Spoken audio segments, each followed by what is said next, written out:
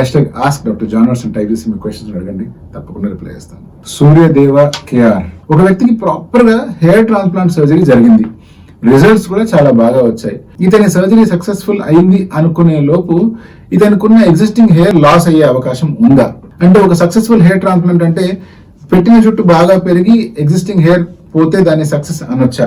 Hair transplantation successful అయిందా లేకపోతే failure అయిందా అనే దాన్ని మనము ఎలా డిసైడ్ చేయొచ్చు అంటే, మనం ఇంప్లాంట్ చేసిన హెయిర్ ప్రాపర్ గా గ్రో అవుతున్నాయా లేదా, మనం ఇంప్లాంట్ చేసిన హెయిర్ ఫాల్ అయిన తర్వాత కూడా మళ్ళీ గ్రో అవుతున్నాయా లేదా, లెంత్ ఎలా ఉంది, హెయిర్ ఇంప్లాంట్ చేసిన డైరెక్షన్ ఎలా ఉంది, హెయిర్ ప్రాపర్ గా దువ్వుతున్నప్పుడు అలైన్ అవుతున్నాయా లేదా, ఇలాంటి పారామీటర్స్ ని బేస్ చేసుకొని హెయిర్ ట్రాన్స్ప్లాంటేషన్ సక్సెస్ఫుల్ కాదా అని చెప్పుకోవచ్చు.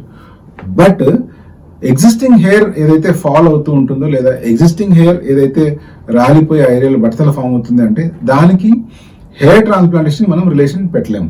ఒక హెయిర్ ట్రాన్స్ప్లాంటేషన్ సక్సెస్ఫుల్ గా జరిగినా కూడా ఎగ్జిస్టింగ్ హెయిర్ ని మనం కాపాడుకోవడానికి ఎటువంటి స్టెప్స్ తీసుకోలేదు అనుకోండి. ఫర్ ఎగ్జాంపుల్ బేసిక్ మెడికేషన్ కావచ్చు, మినాక్సిల్ కావచ్చు, ఫినాస్టైడ్ కావచ్చు, లేకపోతే బయోటిన్ సప్లిమెంట్స్ కావచ్చు, లేదా అవసరం ఉన్నప్పుడు పిఆర్పి ట్రీట్మెంట్స్ కావచ్చు. ఇలా అవసరం ఉన్న మెడికేషన్ కానీ ట్రీట్మెంట్ కానీ ఏది తీసుకోకుండా మనం ఎగ్జిస్టింగ్ హెయిర్ అలాగే ఉండాలి అనుకోవడం మూర్ఖత్వం.